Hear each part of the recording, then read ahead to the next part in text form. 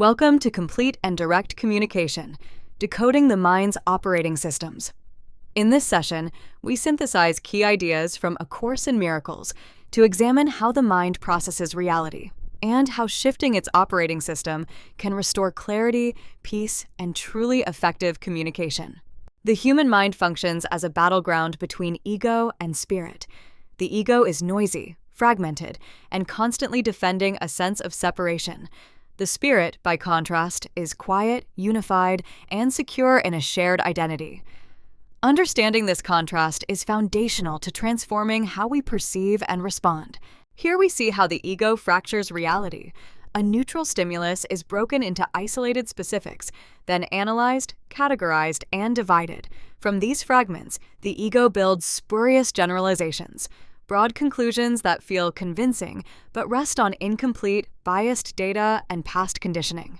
Spurious generalizations cause the ego to connect the wrong dots. It links unrelated stimuli into threat patterns shaped by fear and trauma. The result is a reactive state in which current situations are misread through old stories. The ego is not responding to facts, but to an internally generated illusion. The spirit operates through an unbroken channel. It does not dissect reality into competing specifics or attempt to prove what is true. Instead, it recognizes a single underlying truth in all things and responds consistently with love. This direct recognition bypasses analysis and eliminates inner conflict. The spirit's response to illusion is a flat line, no reaction. While the ego spikes with fear and defense, the spirit simply does not register falsehood as real. This null response is not denial, it is clarity. By refusing to energize illusions, the spirit releases the mind from the ego's continual battleground. Direct communication flows simultaneously to source and to all creation. When the mind is aligned with spirit, it is in uninterrupted contact with its creator, and therefore with everything created. Connection to the whole cannot be separated from connection to the source that sustains that wholeness. We can now compare two operating systems.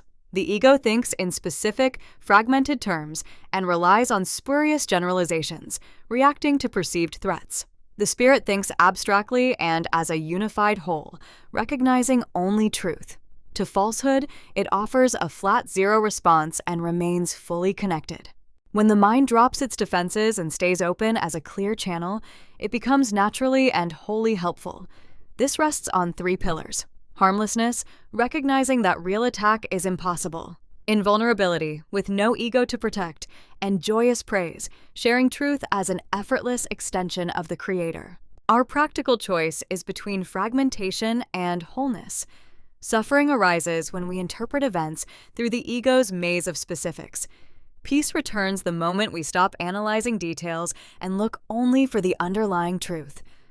In any disturbing situation, shift attention from the story to the signal of peace. We close with a core assertion. The kingdom of heaven is not distant. It is your true identity. Nothing outside this shared self was created, and nothing else can be the Creator's kingdom. Recognizing this restores dignity, purpose, and a stable foundation for all communication and decision-making.